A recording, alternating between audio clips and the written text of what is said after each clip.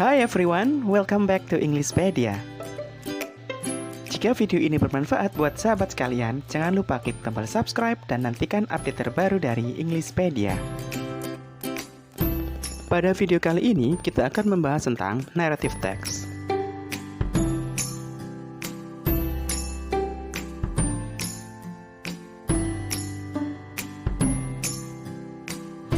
Sahabat Englishpedia, do you like listening to a story? And what is your favorite story then? We have fable atau cerita binatang, legend atau legenda, folklore atau cerita rakyat, dan fairy tale, dongeng. Mereka adalah contoh dari naratif teks yang akan kita bahas di video kali ini. Pertama, kita akan mempelajari definisi dari naratif teks. Naratif teks adalah cerita fiksi yang bisa berbentuk dongeng, mitos, cerita rakyat, cerita binatang, atau contoh yang lainnya.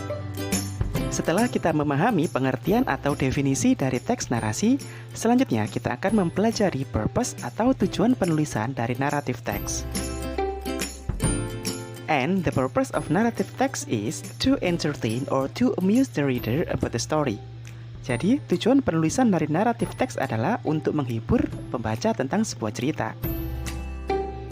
Nah, sahabat Englishpedia, setelah kita memahami pengertian dan tujuan penulisan dari naratif teks, selanjutnya kita akan mempelajari generic structure atau susunan umum dalam menulis naratif teks.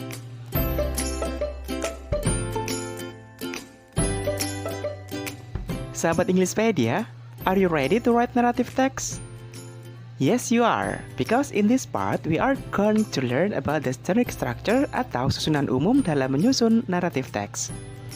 Naratif teks terdiri dari 4 bagian. Berikut ini adalah strukturnya. Yang pertama, orientation atau setting cerita, berupa pengenalan tokoh, waktu, dan tempat. Yang kedua adalah complication atau konflik yang timbul dari cerita tersebut. Yang ketiga, resolution atau penyelesaian konflik. Yang terakhir adalah reorientation, bisa berupa ungkapan penutup atau pesan moral yang terkandung dalam cerita tersebut. And now I will bring you to the example of narrative text. Oke, di sini kita akan membuat contoh naratif teks yang berjudul Cat and Fox.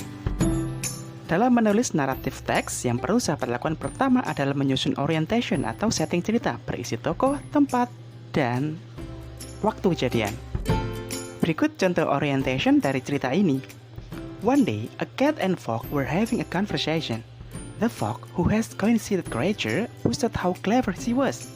Why, I know at least 100 tricks to get away from our mutual enemy, the dog, she said. Bagian yang kedua adalah menulis complication atau konflik yang timbul dari cerita ini. Berikut ini adalah contoh complication-nya. I know only one trick to get away from dog, said the cat. You should teach me some of yours. Well, maybe someday when I have time, I may teach you a few of simple one, said the fox airily. Konflik di sini adalah fox-nya terlalu sombong dengan begitu banyak trik yang dia miliki untuk menghindari si anjing pemburu.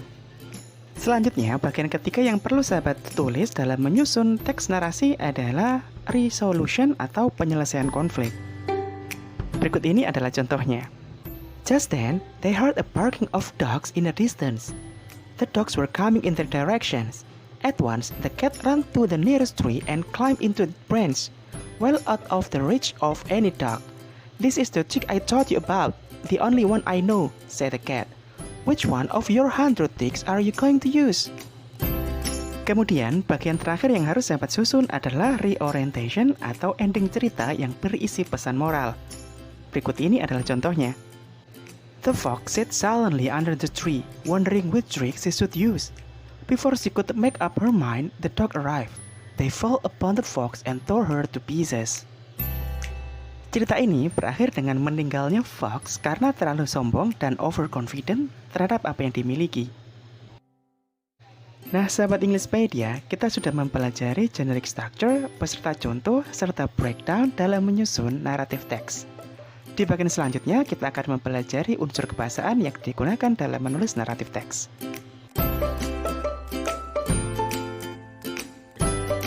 Pada bagian ini, kita akan membahas tentang language feature atau ciri kebahasaan yang sering digunakan dalam naratif teks. Yang pertama, dalam menulis teks narasi, kita sering menggunakan simple past tense. Simple past tense adalah kata kerja bentuk kedua. Contohnya when, at, met, dan lain-lain.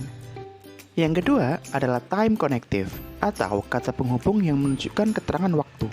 Misalnya, after, before, after that, finally, dan lain-lain.